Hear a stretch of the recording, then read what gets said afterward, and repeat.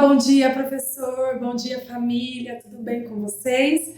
Bom, espero que todos estejam bem e hoje nós vamos falar sobre a proposta pedagógica individualizada, o que nós chamamos de PPI. Isso mesmo, eu falei com vocês o mês passado sobre o trabalho do professor referência de apoio à inclusão, falei também sobre o trabalho do professor do atendimento educacional especializado. E hoje nós vamos falar dessa proposta, né? Como que isso funciona? Mas por quê? Existem controvérsias? Sim, existem controvérsias. Há pessoas, né? Em algumas literaturas nós vamos encontrar algumas escritas dizendo que essa proposta ela individualiza, ela exclui o educando. Em outras literaturas nós vamos encontrar o quanto que isso é eficaz, né? O quanto que isso é assertivo, né? Olhando-se para o sujeito em sua especificidade. E é isso mesmo. O que nos faz pensar, né? Bom, muitas vezes a escola pede, né, um apoio, um estagiário, um professor para esta criança com deficiência, sempre partindo de onde? Daquilo que ela não faz. Então, a criança ela não senta, ela não fala, ela não realiza atividades, ela não segue instruções. E isso nós, especialistas, já sabemos, né? O que nós temos que pensar daqui para frente é o que nós vamos fazer. Quando alguém me conta o que a criança não faz, eu pergunto, o que você faz quando ela não faz?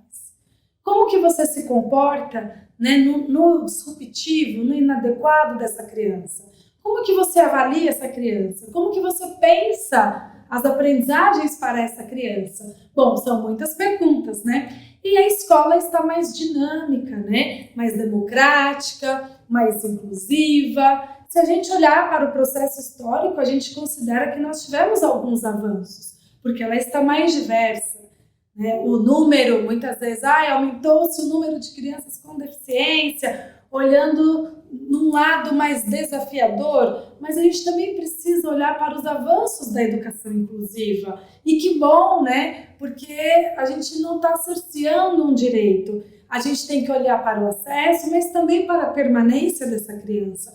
Como que ela fica nessa escola? O que ela pode aprender? O que você, educador, né, o que você, família, está proporcionando a este indivíduo? E a Secretaria de Educação, ela vem neste caminho, né, de dialogar com esta realidade, olhando para este sujeito e promovendo uma qualidade social, né, no que se refere à educação, olhando para ele, para além de conteúdos, né, que são programados, mas olhando para o que ele pode aprender naquele momento, como está essa criança, e isso parte de uma avaliação, né? Ou seja, olhando para essa avaliação, a gente considera os repertórios, né, que muitas vezes a criança encontra-se em prejuízo, mas eu também preciso pensar nos outros, naqueles que eu quero desenvolver.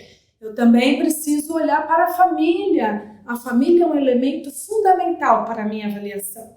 Então, quando a mãe chega, como que eu acolho essa família? Eu preciso partir de uma escuta minuciosa, né, e qualitativa, de fato, o que essa criança sabe fazer, o que essa criança ainda não aprendeu.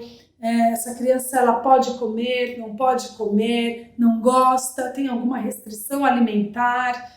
Essa criança pode correr, pode praticar atividades físicas.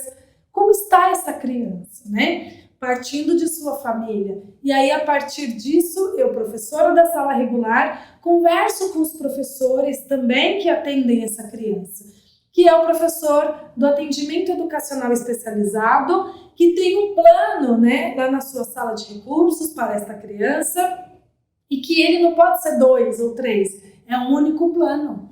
É um único plano, mas de que forma que eu ajusto o meu planejamento da sala regular para atender essa especificidade, para atender esse sujeito? Eu preciso pensar, se eu não tenho um professor de AM em escola, professor referência de apoio à inclusão, que é o professor de educação especial, né? Como que esse professor está pensando essa criança, como que ele avaliou, né? Então, a gente não está falando de uma sala de aula, a gente não está falando de um pátio, a gente está falando de um único lugar, que é a escola, né?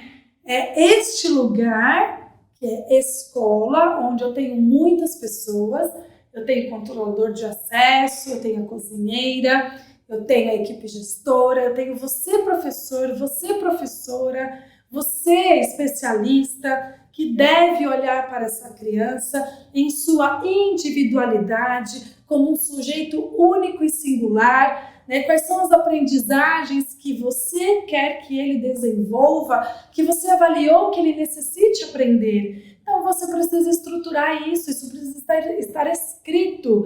E estando escrito não é um documento sigiloso que vai ficar na sua pasta ou na sua gaveta, não. Isso tem que estar lá no prontuário da criança. Isso tem que estar de acesso a todos, inclusive dos estagiários, né, de enfermagem, do estagiário de pedagogia, do professor que está acompanhando este educando em todo o seu processo de aprendizagem, ensino e desenvolvimento.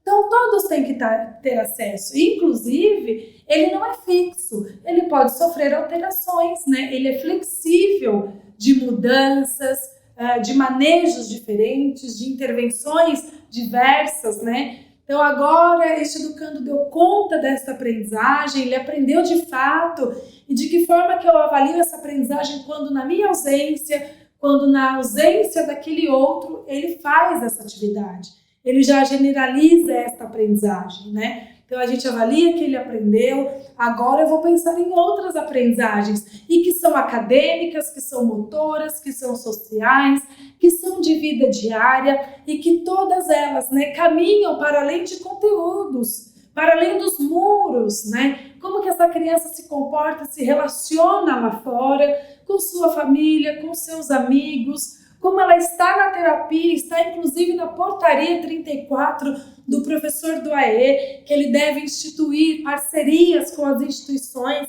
das quais essa criança passa, como está sendo o processo de desfraude dessa criança, né? A terapeuta ocupacional que atende lá na terapia, eu preciso conversar com ela para poder pensar, né, e ter uma única ação, ter uma única fala, mesmo sendo um ambiente pedagógico e educacional. A gente tem que, né, muitas vezes ampliar, né, os nossos horizontes, ampliar os nossos saberes e considerar todos os lugares que essa criança está.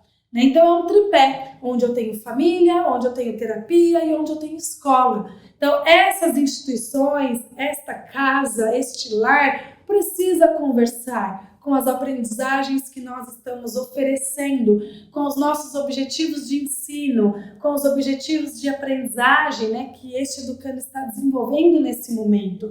Então tudo isso contribui para que eu tenha um plano pedagógico individualizado efetivo, que de fato vai incluir esse sujeito. O que eu não posso é não construir nada, né? Considerar o plano da minha sala que não atende às suas especificidades muitas vezes, e aí essa criança chega, e aí eu coloco na mão dela um estagiário e digo, fique com ela, leve no banheiro, e aí a gente vai ver aquele estagiário pegando na mão, né, indo do primeiro, segundo ano, terceiro ano, com os mesmos repertórios.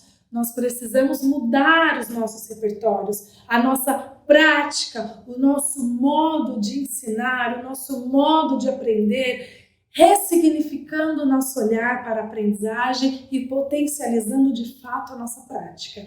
Esse é o nosso trabalho enquanto educador. Nós sabemos que educar, ensinar, de fato nos faz parar e olhar para aquele sujeito, como ele está, como ele aprende, qual é o seu ritmo, o seu tempo, né?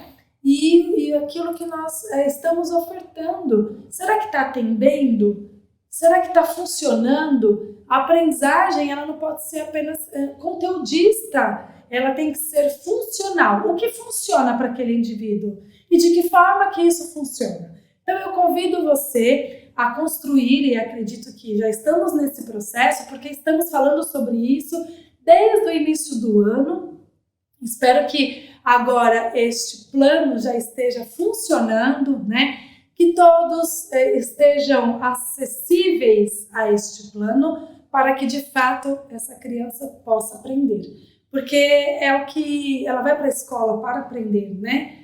Para interagir, para fazer muitas atividades, não só para interação social, como muitos dizem aí fora, inclusive muitas vezes a família. Mas nós temos que quebrar, né? Mudar isso, transformar isso, né? Olhar para esse sujeito e pensar, bom, ele chegou e como que nós vamos caminhar? Né? E explicar isso à família, dar um feedback aos pais, marcar uma reunião, falar, né, das barreiras, muitas vezes dos desafios que estão ali propostos a nós, e nós não vamos negar isso, porque é desafiador, sim é, mas é possível, porque todos são capazes de aprender, educandos com e sem deficiência. Eu espero ter contribuído com sua prática educativa. Para saber mais, entre no portal SE Informe, acesse a revista dos Saberes em Casa do 4º bimestre.